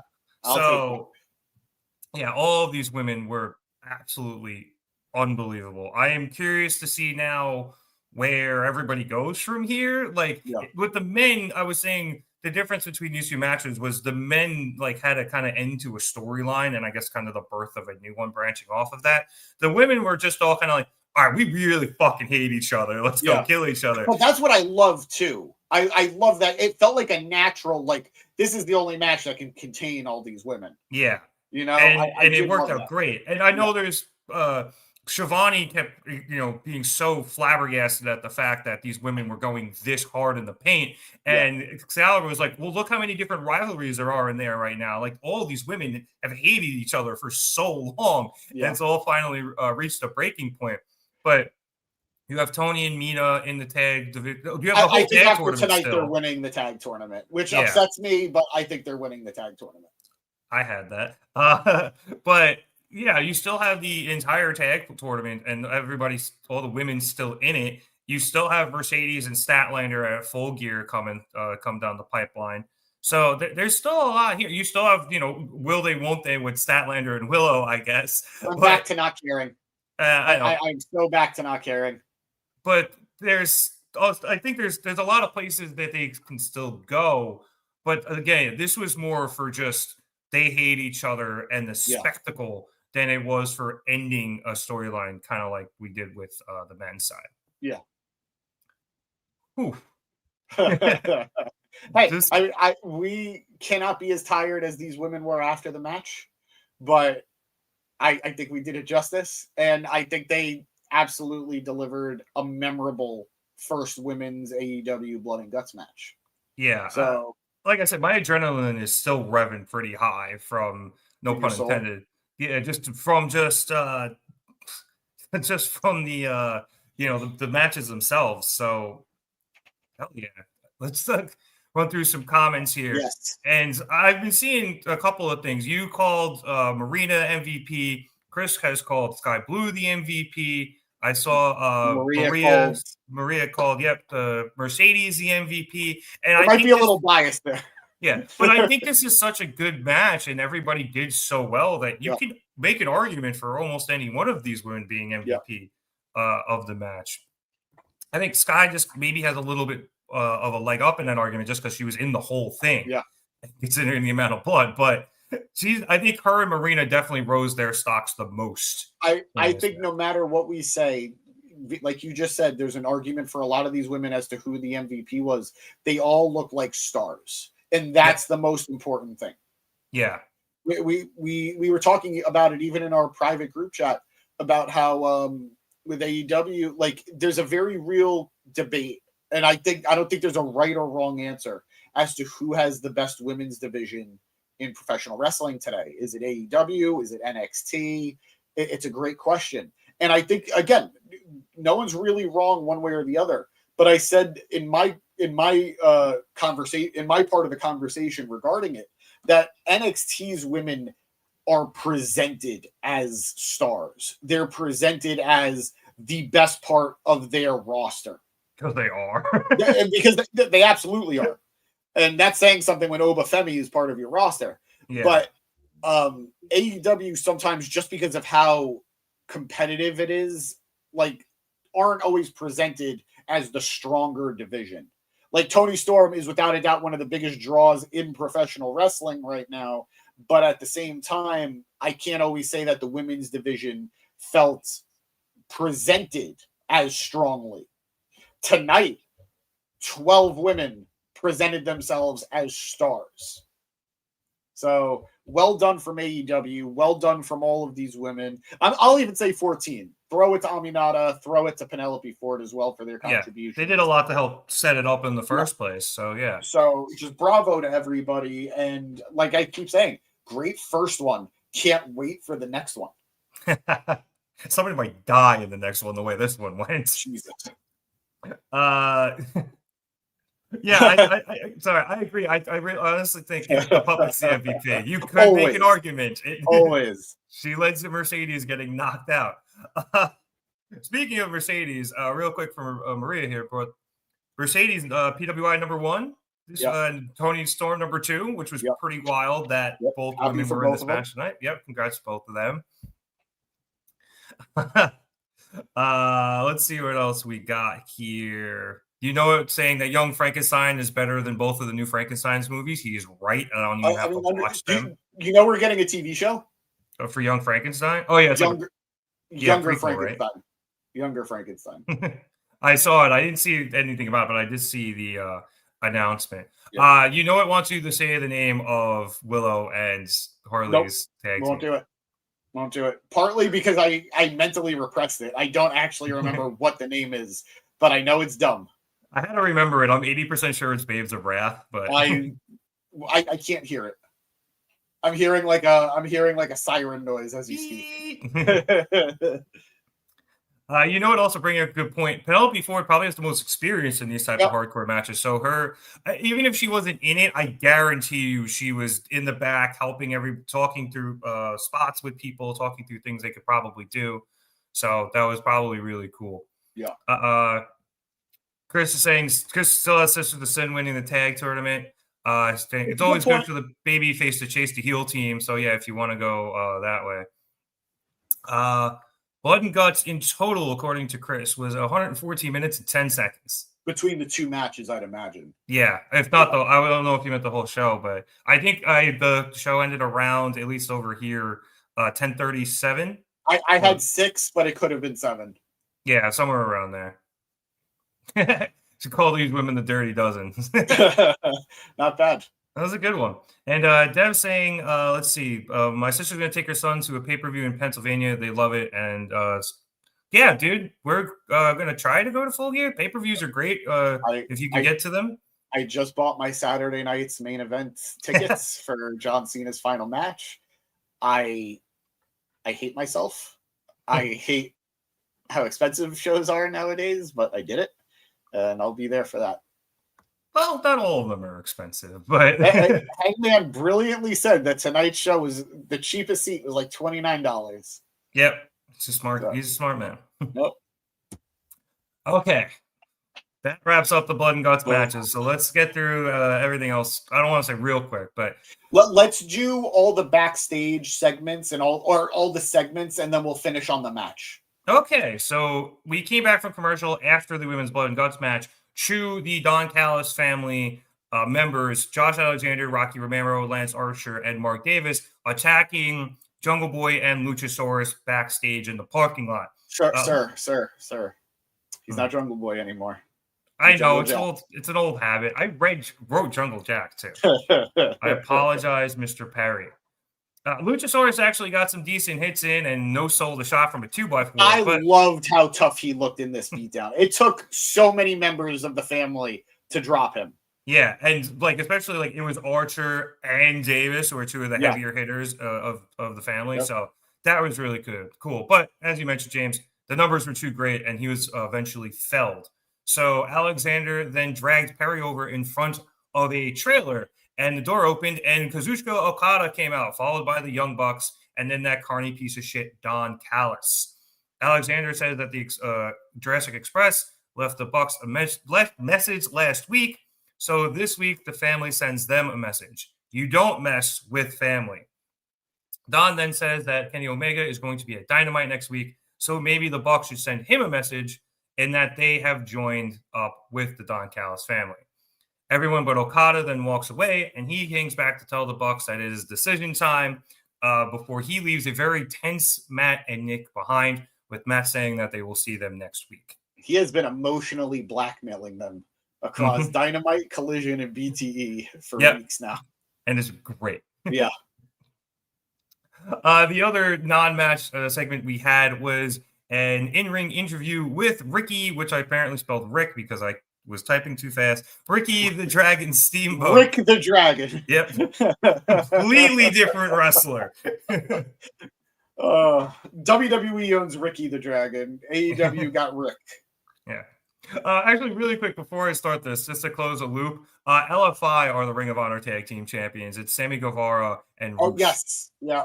Thank you. Because it was Dustin and Sammy, and then Dustin got hurt and had to go get surgery, and Sammy joined with LFI. But back to Rick the Dragon Steamboat here. Toni Schiavone started things off by thanking the Greenboro Coliseum for its rich wrestling history before introducing Steamboat, who came down to the ring. He thanked TBS for putting all this on and shouted out somebody with a Mount Rushmore of Greensboro sign. It was Flair, Steamboat, Dusty, and Sting, which I think is actually a pretty good call there from them. I'd agree. And then he starts to tell the story of coming to Mid-Atlantic Wrestling and Ric Flair wanting to work with him. By the way, Rick was supposed to be there tonight. He was announced as there. We didn't see him on the screen. I thought I remembered that. And because I think Dax had mentioned it by accident, but he didn't show up on screen. So hopefully everything's okay with him. And I mean, I saw Rick say like a day or two on Twitter that he is looking to date again and he wants to start a family with someone again. That sounds like him. Anyway, as Steamboat is telling his story, he is interrupted by FTR. And they come down, and Steamboat actually shouts out Dax for his very hard work. But Stokely is the one who's like, oh, thank you, dude. And he then says that he is honored to be in the ring with a legend and introduces himself. And then he says that Steamboat is synonymous with professional wrestling history. And as he's doing this, Steamboat is up against Stokely, measuring himself, like his chin height. And so Stokely pauses for a bit, and then Stokes says that FTR is going to make history at Full Gear by becoming the 3-time AEW Tag Team Champions. And he would love if his favorite wrestler was in the front row when that happened. So he asked Ricky if he has Macho Man's number since he hasn't seen him on TikTok for a while. Oh, that was fucked up. Cash then quickly grabs the mic. Yep. I'm sure all of this was legit. All of this was planned. None of this was like, let's throw a fastball at Ricky or a curveball at Ricky. But Ricky sold it like he was legitimately pissed. I also wondering if Cash was supposed to grab that mic a little sooner, and it kind of became a The Rock and Stephanie McMahon segment thing where The Rock almost said the F word on TV because Steph didn't yell at him soon enough. I think personally, I'm going to say, I know we still have a little bit more of the segment. I thought this was a messy segment, and that I don't want to be rude because I love Ricky the Dragon Steamboat. This tends to happen whenever they give a mic to Ricky, especially nowadays. Like there was another instance of this. I don't know if it was in WWE or AEW. I'm going to say AEW, where they gave Ricky the mic and he just kind of meandered a little bit. Thank you. I'm trying to be as respectful as possible. Yeah. And I think they were trying to rush him out. I think they were doing their best to speed up past him. So I think all of their timings were off. Yeah, maybe a little. I know there was a certain point I'm going to get to in a second where he interrupted one of them. I think it was Dax. Yeah. But it was indeed Cash, though, who took the mic from Stokely and apologized, saying how much respect they have for Ricky. And in fact, for those who don't know, they were the ones who he chose to tag with in his final match because they are miracle workers and the only ones who could make him look like even a shell of his former self. These guys suck. In the best way, they suck. Dax then gets on the mic and says that he's learned so much from Ricky, who was his trainer 13 years ago, but then fails to think of anything Ricky actually taught him, saying that Ricky has never said one intelligent thing in his entire life. Then this is where Steamboat jumps in and responds that he never taught Dax to have to have his attitude in the toilet. So Dax was like, "I'm speaking here, Ricky." Yep. And then he says that the one thing that Steamboat ever got right was to teach him how to save his money, advice he and Flair clearly didn't take, because otherwise they wouldn't have to get paid to be here tonight. And who would have thought that the two of them would be on TBS together and that he would be a bigger legend than Ricky ever was? And this pisses Ricky off, and he gets in Dax's face, and he actually ends up shoving Dax, and then Cash keeps them from coming to blows before Dax gets back on the mic and forcefully tells Steamboat to get out of his ring. Ricky says that a few years back, he would have told both men to kiss his ass. This is so awkward. But sometimes discretion is the better part of valor, and considering he is 73 years old, he is going to be a smarter man today. Going to be the smarter man today. And he goes to leave. He had a bit more meandering there in the middle. I was condensing really did. He was Thank you. I think he was kind of like, I don't want any sympathy or anything. Yeah, I was like, dude, what the hell are you saying? He was trying to say to the crowd, yeah, don't pity me for leaving, but I'm an older man. I gotta go. And I get it. He's trying to protect his image, but like, there's I say this respectfully. There's a reason during his prime they never really had him cut promos. Fair enough. Anyway, as Ricky goes to leave and he starts to go through the ropes, which Cash is holding open, Cash then releases them and grabs Ricky from behind before sending him into Dax, who starts to set up for the Spike pile driver. However, that leads to Brodito quickly coming down to the ring to make the save, with Bandito eventually hitting a 21-plex onto Cash before he gets sent out of the ring by Brody. Steamboat then gets some shots in on Dax, knocking him on his ass before Dax gets up and stumbles into Brody's arms. Brody gets him up on his shoulders, but Stokely is able to pull Dax's foot down and get his shoe off with it. I don't know if you saw. Yeah, he got him out of the ring. Is that why Cash went back? Yeah, probably to grab the shoe. But then he grabbed Brody, though. Yeah, he tripped Brody by accident, I think. And I was just like, we're going again? And I was like, yeah. So, look, this is a little messy, but it worked. I saw somebody on Blue Sky say, after I called this the perfect 2.5 hours of wrestling, it was like, the Steamboat thing with FTR ran a little long. And I was like, that's fair, but it was the perfect cool down you needed between everything that had this game before it and then what was going to come after. I texted you. I was like, this show is going to go, like, I don't know why they're doing this. The show is supposed to end at 10. Of course, they might go a little long. There's but 20 minutes left. Yeah, we're at 9:30 something. I'm like, what are we doing here? And then you told me it was a 2.5 hour show. And I was like, all right, less egregious that this is happening. But I was flabbergasted before I realized. Yeah, and look, it was good. I like FTR doing this stuff with the legends of the game, which is always a lot of fun. They're great at it. And I like when AEW honors guys that WWE and towns too that WWE doesn't even want to acknowledge as wrestling past.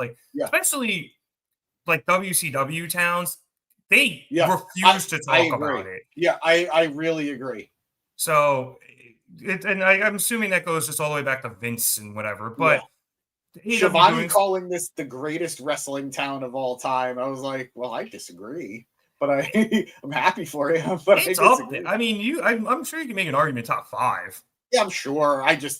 I'm New York. New York is up there. Chicago's up there. New York, Philly, Chicago. Yeah, Philly. Yeah. Corpus Christi. They've actually low-key gotten a little better lately. Yeah, fuck them.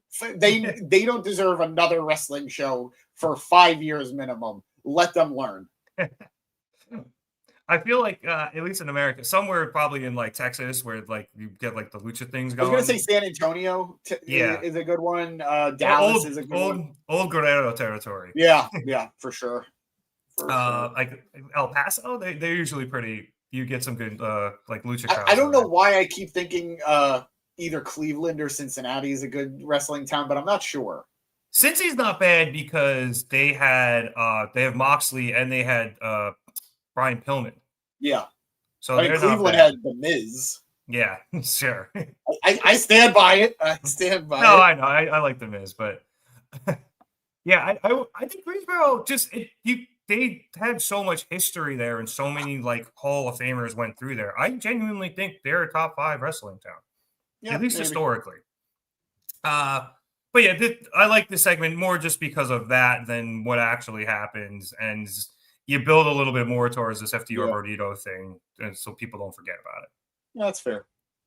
All right, last thing we got to cover, which happened before this, was the only other match of the evening, which saw Hangman Adam Page face off against Powerhouse Hobbs in a Falls Count Anywhere match. And James and I were both very excited about this because we're excited to see how they utilize the double rings. Yes. And they did a little. I was surprised that, like, the majority of the match, like the in-ring part of the match, was on the ring closest to commentary, furthest from the ramp. Usually it's the other way around. Usually it's the first ring, like the left side of the ring, that gets utilized in one-on-one matchups or like non-blood and guts or war games matches. So I was very interested. The old NXT War Games matches, like those pay-per-views, I remember they would switch back and forth. Okay. I believe you. I don't really remember, but I believe you. Because I remember this specifically. The Aleister Black Velveteen Dream match was at a War Games pay-per-view, and that took place on the right side. Okay.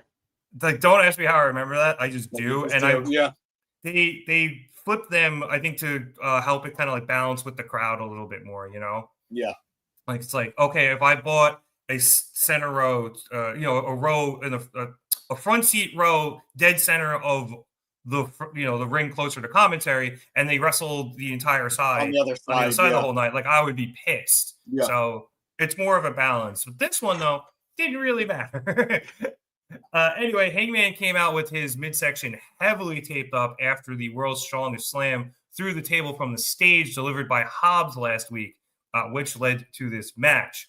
And the match started with both Hobbs and Hangman ripping off the top turnbuckles in that right ring, which I guess kind of got utilized, but not really. Yeah.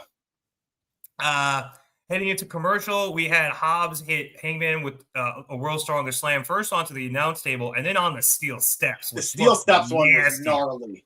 Yeah, that was rough. Hobbs jumped off the steps. Yeah. Instead of like doing it like on like the lower step, he did it facing the other way and leapt off the steps and just dropped Hangman on there. That was beautiful. In an ugly way. That was beautiful. Coming out of commercial, they were back on the announce desk, or they were fighting towards it, and Hobbs got Hangman up on the announce desk, and it looked like he was going to hit him with another one, but Hangman actually hit with a bounce back body drop, and Hobbs fell ass first off of it and bounced like a foot in the air going off the commentary table, and I couldn't stop laughing at that. Hobbs's bump was like, I was worried he like busted his tailbone. Yeah, I was there for a moment. I was worried about that for a moment, and he got up and kept walking, and Shivani was like, "How is he standing?" Yeah, like we joke, he's a meaty man. We love him for it. But my God, I hope he had some cushion, because Jesus. He did. You could tell. That's why he bounced so high. My God, it was like inflatable. Anyway, they then fought out into the crowd and went back and forth, and eventually Hangman got hit with a spine buster through a table by Hobbs. Hobbs went for the pin. Hangman kicked out. So the two of them. Great little point here from Hobbs was very vocal in this match, and he should keep that up. There are some wrestlers who have mastered the art of talking during matches. Jericho is one of them. Kevin Owens is another. Roman was very good at it during the pandemic, the Thunderdome era, during the pandemic, which I personally think made his character. I agree, and he's kept it throughout. Since then, and it works still. It's just it was magical in the Thunderdome because of just the scenario, the surroundings. Like it was way more focused on him. He was doing it the whole match, and you could hear everything, as opposed to he really picks his spots now with it. Yeah. So I agree. If Hobbs is able to master that and keep it as a part of like his ring work, I think it could do wonders for him. Yeah, and Joe's another guy who's really good at it too.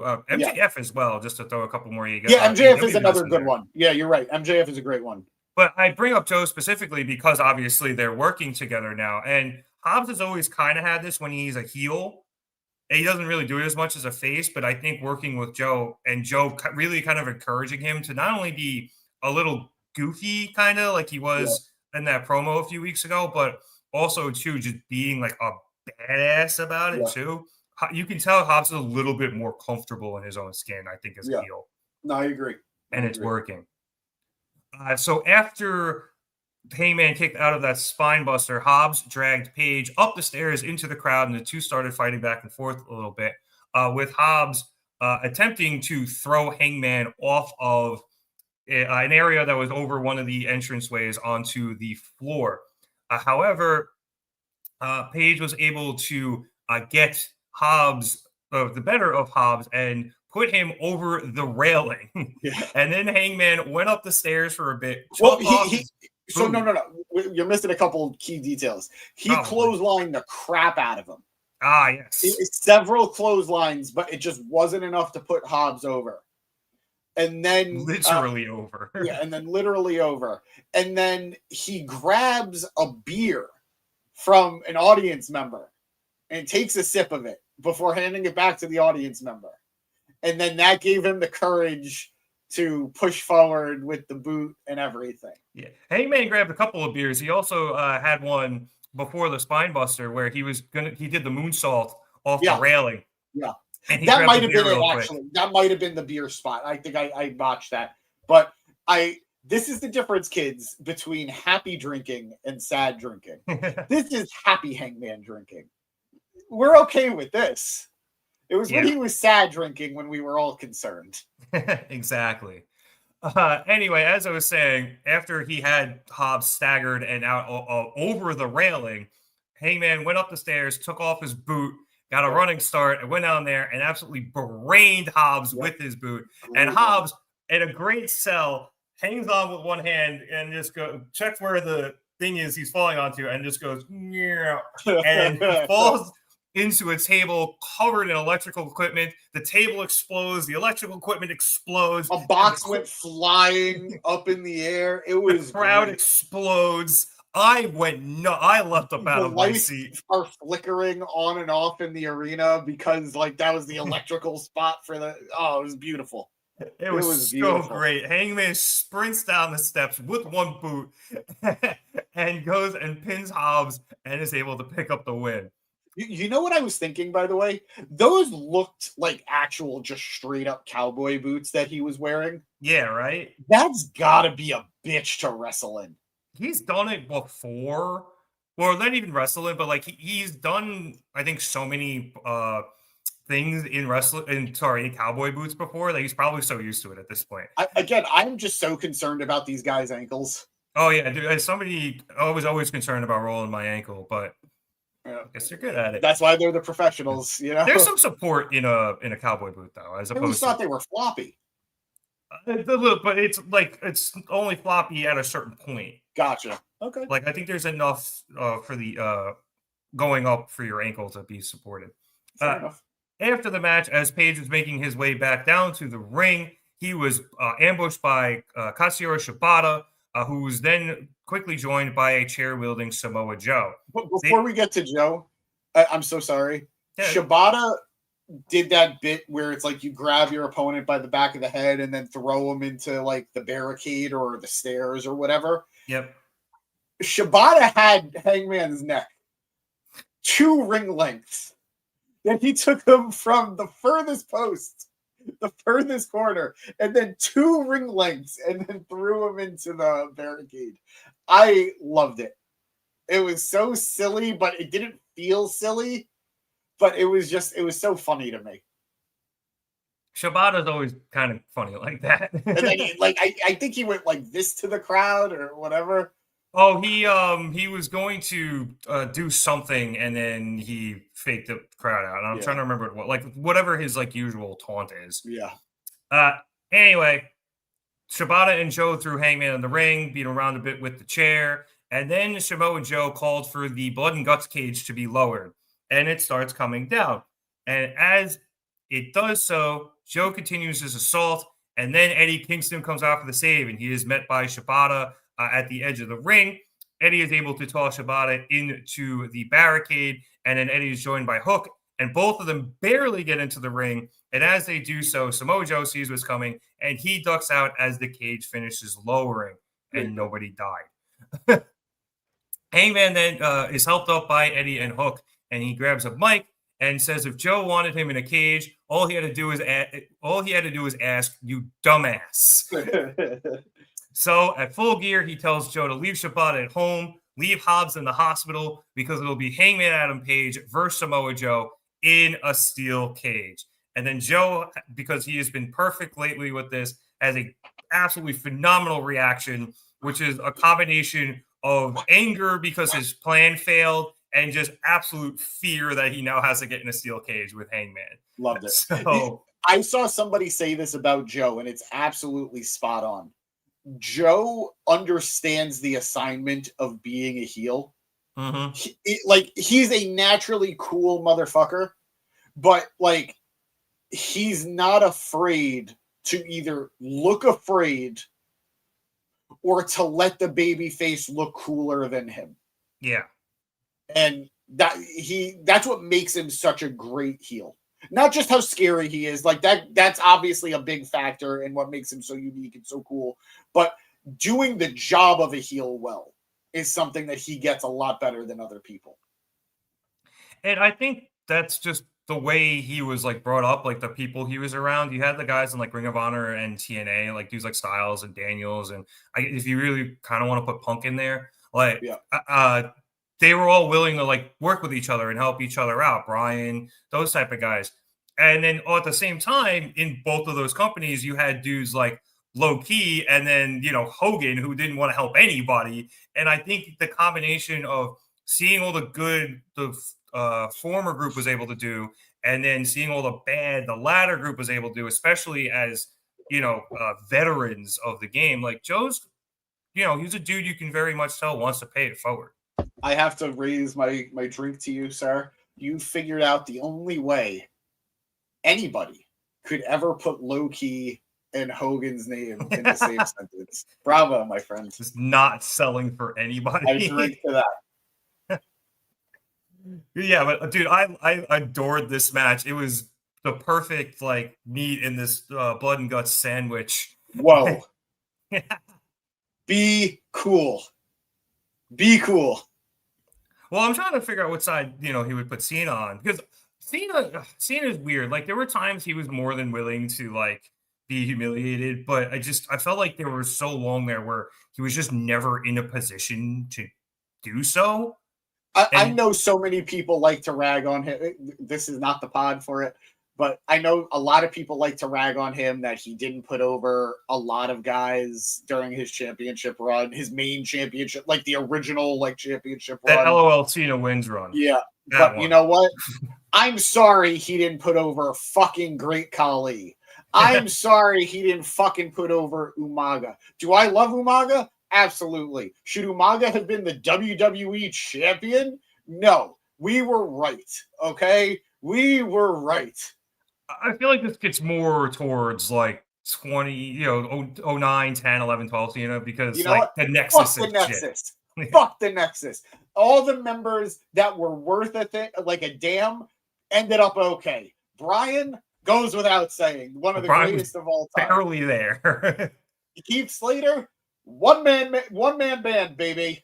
And 3-man band. And that too. Wade Barrett, fine. He did okay.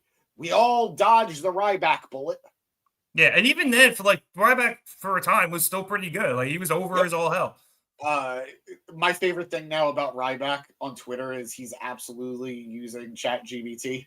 It's hilarious. But regardless, Cena was right.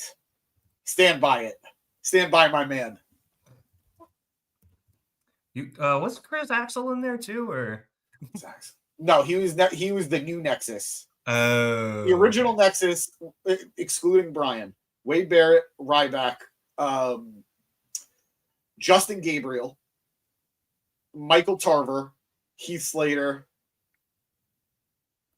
David Otunga. Yeah, I was gonna say, wasn't Otunga in one of them? Because him and Cena were tag champs. Yes. Yeah.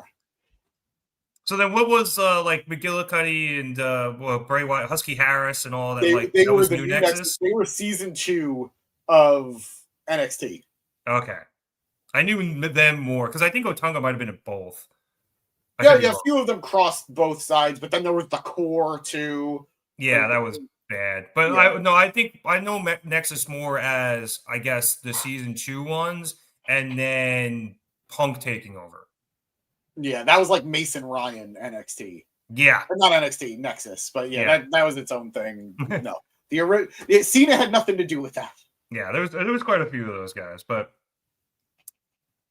yeah, I loved all of this. Just to close things out here, this was, I'm going to say it again, a perfect 2.5 hours of wrestling. Minus like 5 minutes. Yeah, but even then, like, I don't mind. Like, it was still good. Like, I needed that cool down. That crowd needed that cool down. I liked that the segment existed. I just wish the segment. I think we could all agree the Hoods was a good idea, but not pointing any fingers. It could have been done better. I actually think it was worth it for the Stokely Macho Man thing. So again, really fucked up. Really fucked up. Yeah. Hilarious, but fucked up. So yeah, I think I've run out of things to say about how good this was, James. Do you have any final thoughts on it? No, I stand by. I tweeted it. I said it in the beginning of the show. I really feel for the WWE performers who are going to have to try and keep up. You're right. They are very different in their own way. War Games and Blood and Guts have very different feels. But ultimately, I think this show is just going to be better. Yeah. These matches were absolutely fantastic. And you know what? It's not even fair to compare. Like, I just want to appreciate these 2 matches for what they were. 3 matches because of Hangman and Hobbs. I was absolutely entertained, both sports-wise and sports entertained. Really, really great night. Stars, I think, were either made or lifted. And on both sides, we got a lot of storyline progression. I know it's a lot more clear with the men, but the women, even though they're all going to split up and do their own thing, ultimately, we can see where stuff is going. Like, Toni cut a great promo that didn't make it to TV. It was only on social media. And she's in the back with Mina, who's getting examined by the doctors. And she has this great line. She was like, "We're good at 2 things, sex and fighting. Either way, you're fucked." And just great line from Toni. I absolutely, I think they're going to win the tag titles now. Like, I'd be shocked if they don't. And we're going to see a lot of really great development. So bravo to everybody. Great show. I'm fascinated for Full Gear because, like, Same. There's not a lot that they have to do, but there is still some setup that they have to do. So, going to be a fun show. Yeah, and they got Collision, and then next week they got Dynamite, and I think they'll be okay. I know, just to close the loop here, they did make that steel cage match official for the men's world title match, and Hangman's fighting Shibata on, I think, next week's Collision. I don't know if that's one whole show, which it is. It's 3 hours next week.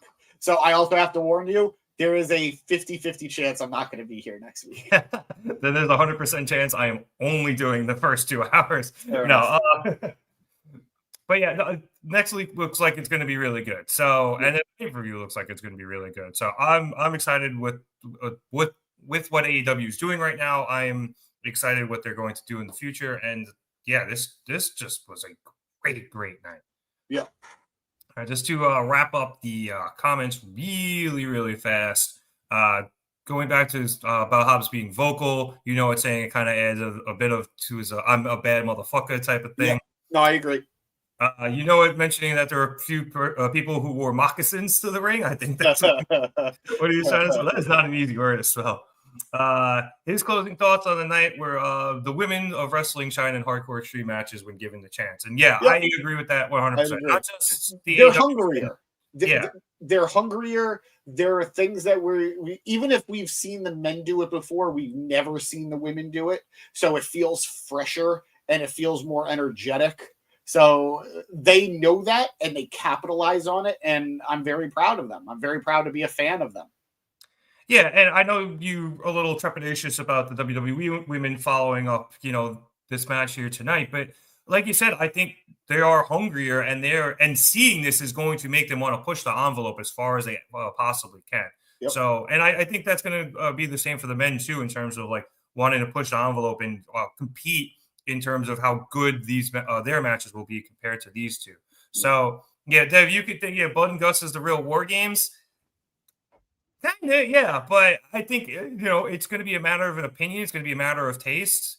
And I mean, back in the day, this was called the Match Beyond. Like this part of it was the Match Beyond.